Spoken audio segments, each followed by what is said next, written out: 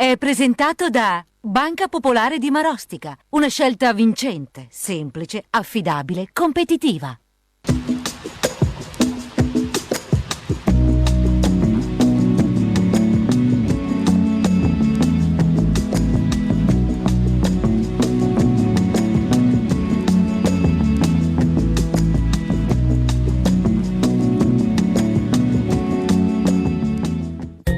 Martedì 5 novembre, Beato Guido Maria Conforti, è il 309° giorno dall'inizio dell'anno, ne mancano 56 al termine.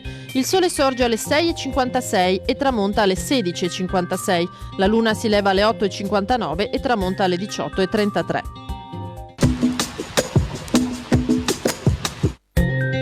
Alla corte del re di Francia a Fontainebleau si rappresenta la commedia Il burbero benefico, con la quale si chiude la carriera teatrale di Carlo Goldoni. Scritta in occasione delle nozze del Delfino con Maria Antonietta, la commedia riscuote un entusiastico successo. Il re di Francia regala a Goldoni 150 Luigi d'oro.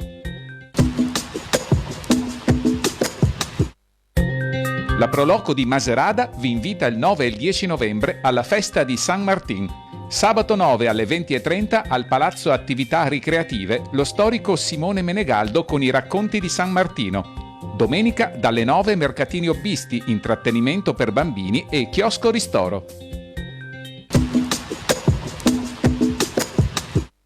Sabato 9 e domenica 10 novembre in zona Dogana a Treviso vi aspettiamo numerosi per la nona fiera motori Sport Show. Dalle 10 alle 18 spettacoli acrobatici e tanti ospiti. In caso di maltempo, evento rinviato alla domenica successiva. Info www.sportshow.it.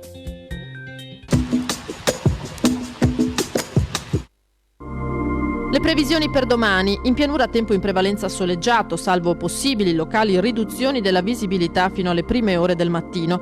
Sulle zone montane parzialmente nuvoloso con qualche schiarita più probabile sulle prealpi.